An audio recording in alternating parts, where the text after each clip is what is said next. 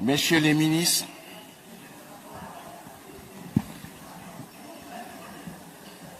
je suis animé par un sentiment de sidération. En un mois,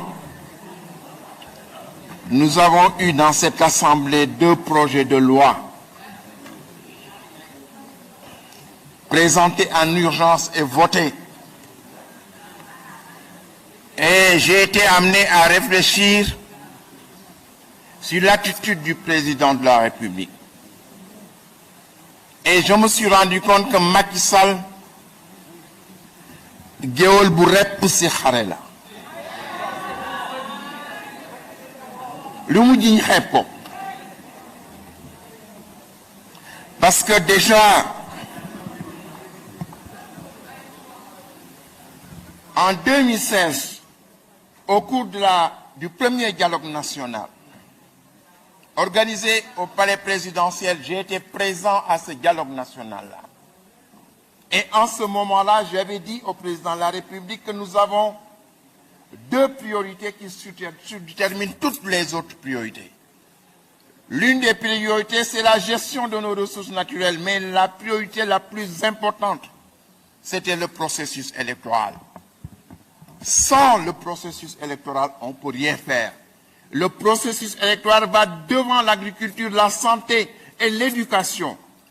Parce que c'est le socle, c'est la fondation. Sans cette fondation-là, on ne peut rien faire. Parce que le processus électoral, c'est la règle du jeu. Nous en sommes à la phase infantile de notre démocratie. Et à cette phase infantile de notre démocratie, nous en sommes à discuter de la règle du jeu. Et ici, au Sénégal, nous n'avons pas de règle du jeu.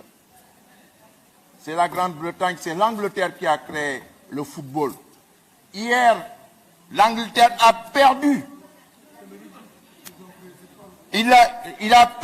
L'Angleterre a perdu devant son public, devant la famille royale.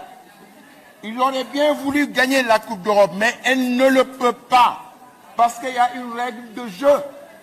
Et ici, dans ce pays, ce que nous n'avons pas de règle du jeu. Celui qui décide des différents éléments de ce règle du jeu,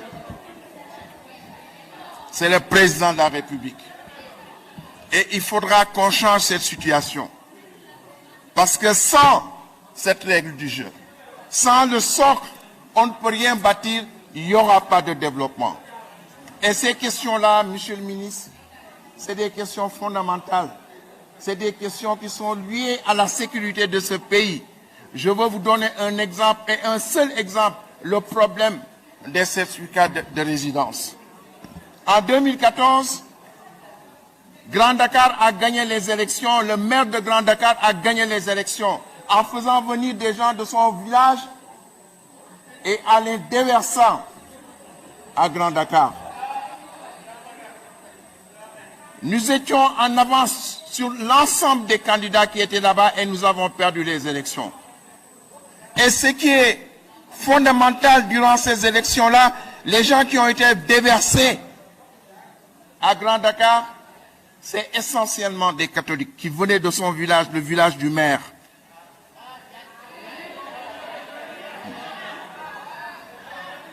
Et ce sont nos militants catholiques. Donc vous déduisez ça de mon temps. Écoutez le collègue terminer son intervention. Et ce sont nos militants catholiques qui nous attirent.